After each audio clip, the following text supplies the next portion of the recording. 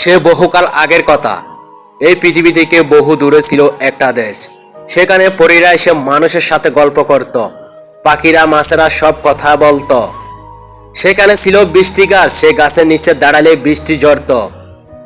আর সাথে মিষ্টি সুবাস। সেখানে ছিল একটা সুখ নদী, যে নদীর পাশে বসে কেউ দুঃখের কথা বললে এই নদী তার দুঃখ দূর করে দেয়। সে নদীর পাশেই ছিল একটা ছোট্ট গ্রাম।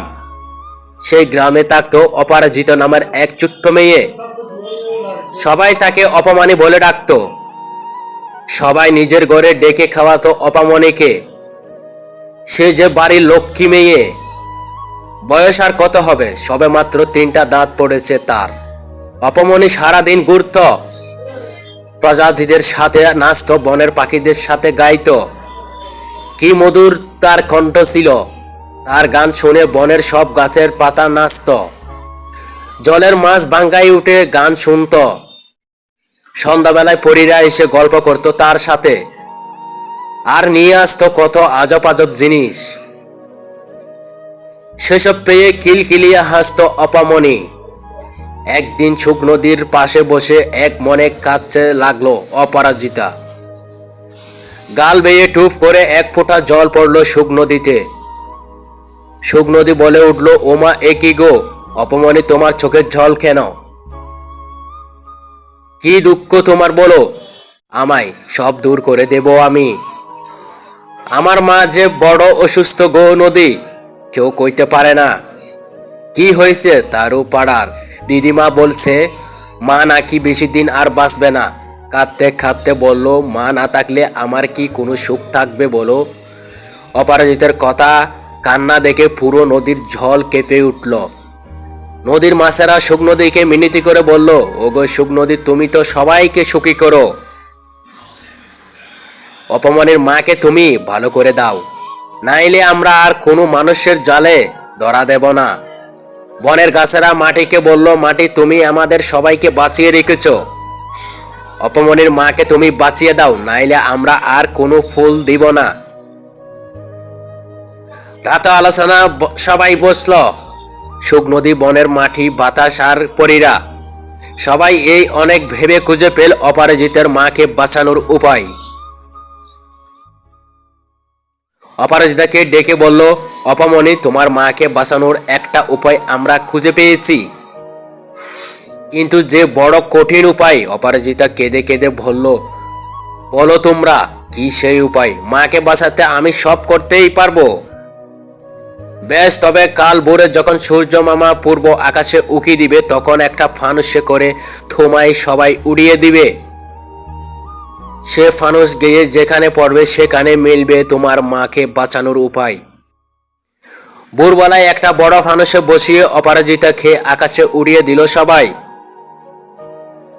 কাঁদল অপরাজিত গ্রামের মানুষ, নদী, গাছ, মাছ সবাই। উঠতে উঠতে বহুদূর চলে গেল ফানুস। গিয়ে পড়লো অচেনা এক রাজ্যই। সেখানে গাছগুলো সব ফাঁকসা, গাছে নেই কোনো পাতা, নদীতে নেই কোনো জল। হাঁটতে হাঁটতে এক বিরাট রাজপ্রাসাদের সামনে এসে দাঁড়ালো অপরাজিতা। অন্তর্মহলে ঢুকে দেখলো রাজা বসে কাঁদছে। আর কাছে গিয়ে বলল, আপনি কাঁদছেন কেন? রাজা মাথা তুলে দেখলো লাল পেড়ে ঘিরে রঙের শাড়ি পরা দাঁড়িয়ে আছে এক মেয়ে। বলল, কে তুমি মা? কোথায় থেকে এসেছো আমার এই রাজ্য? যে এই সন্ন্যাসীর অভিশাপ পড়েছে আমার এই রাজ্য, তাই কোনো গাছে ফল নেই, নদীতে জল নেই, খেতে পেরে আমার সব প্রজাতিরা মারা যাচ্ছে। আমার একমাত্র নয়নের মণি রাজপুত্র পানির অভাবে মৃত্যুর সঙ্গে পাঞ্জা লড়ছে।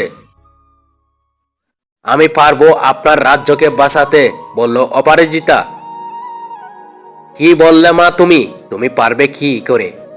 কথা দিচ্ছি, তুমি যদি সত্যি আমার রাজ্য, আমার ছেলেকে বাঁচিয়ে রাখতে পারো, তুমি যাই চাইবে আমি তাই দেব।